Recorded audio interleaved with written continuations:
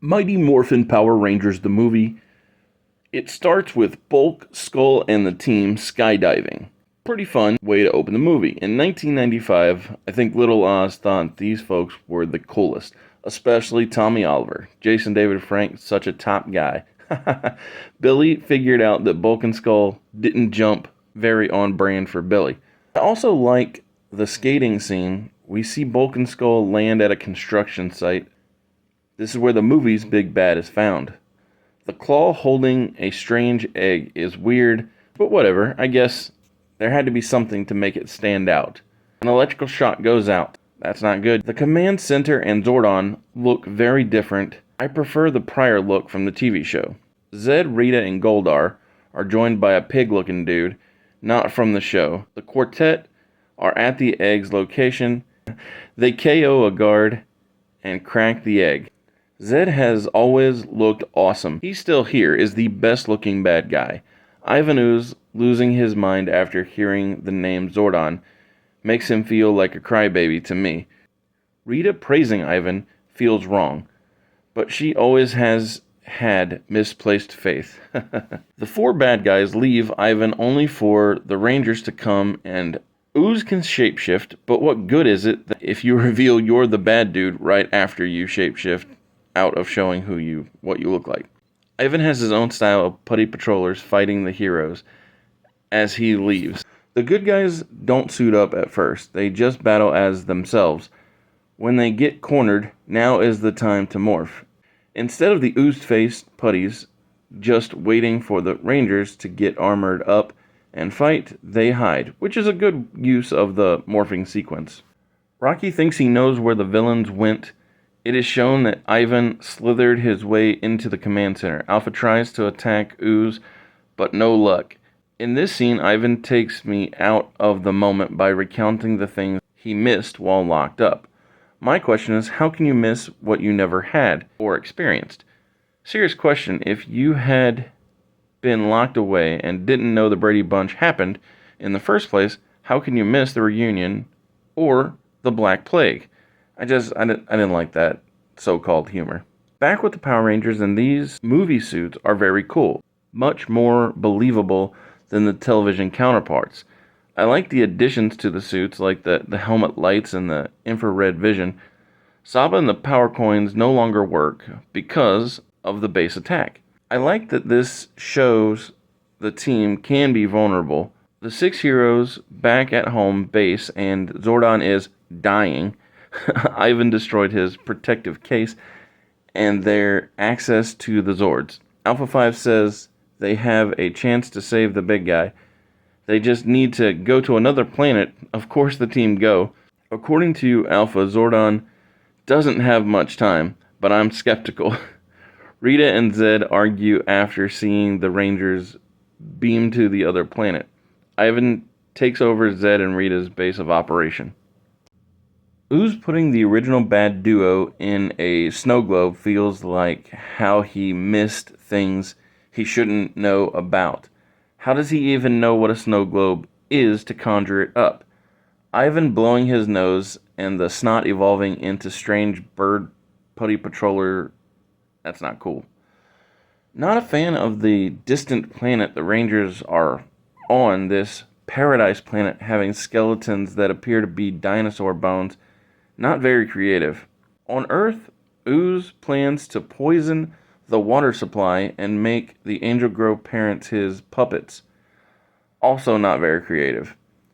I forgot the snot vultures flew to the other planet. How dumb do the writers think kids in 1995 are? Jill of the Jungle watching the Rangers like a creeper is lame. Never mind, Lady Tarzan saving the heroes with a whistling stick is even worse. Rocky saying that was amazing makes me have less respect for the character. This whole sequence of the movie feels slapdash done.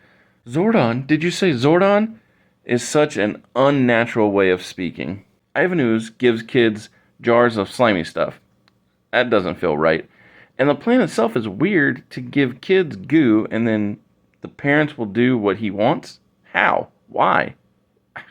Weird. The Power Rangers are so easily impressed by this primal princess We see Alpha and Zordon watching the news, and Ivan's evil plot is very weak. Ah, the spirit animal scene.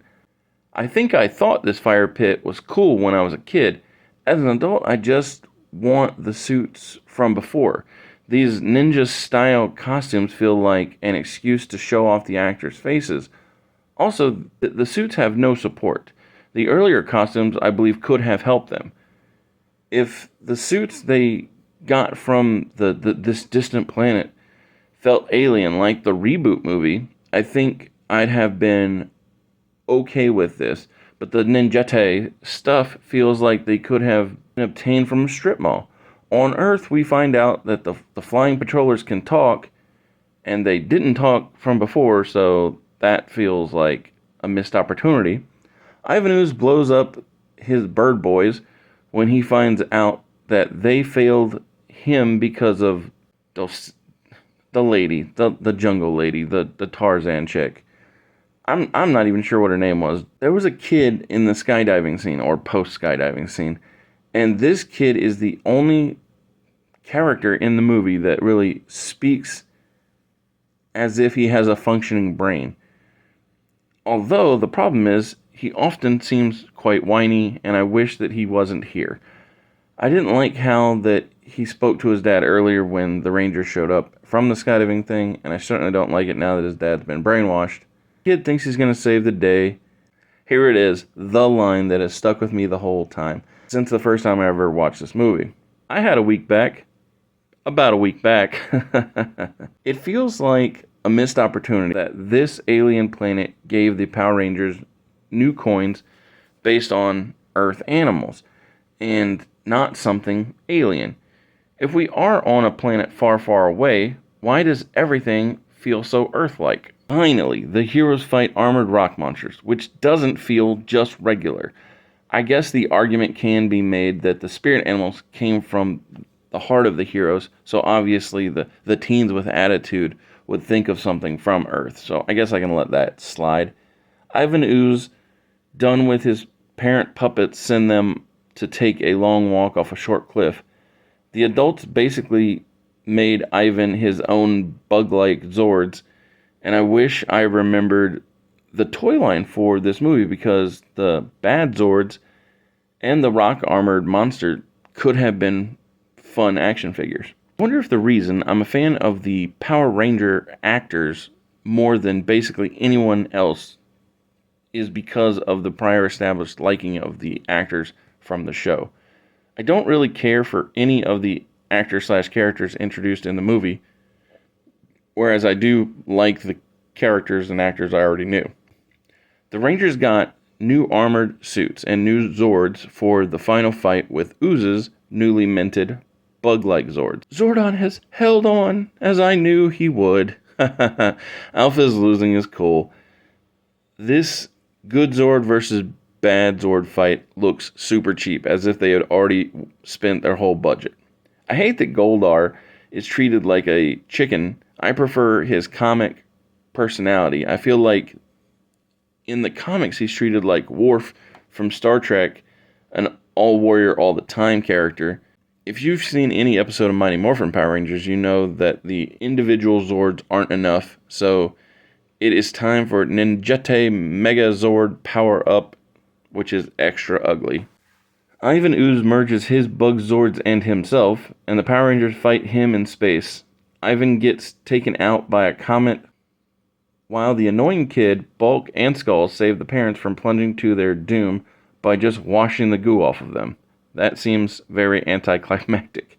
At the command center, Alpha tells the Rangers they are too late. But Zordon isn't all dead, only mostly dead, and the Power Rangers' new great power, which feels mostly like the power of friendship or believing in yourself or some junk, repairs both Zordon and the command center. In the end, I give the movie a fine 3 out of 5 stars. I certainly have seen better movies, but I have seen way worse. I think with just a couple of changes, this could have been great. The closing effects need big work, but mostly this needed more imagination, I think. Thank you for being here at Mr. Super Oz. This video is going out, and this channel only exists because I, Oz, founded Gamble Comics, which first release was Everlasting Survivors, a 68-page graphic novel called All Day Long. Available now. Follow the link in the description that will take you to gamblecomics.com. While there, you can get hats, shirts, posters, much, much more, but most importantly, the story itself.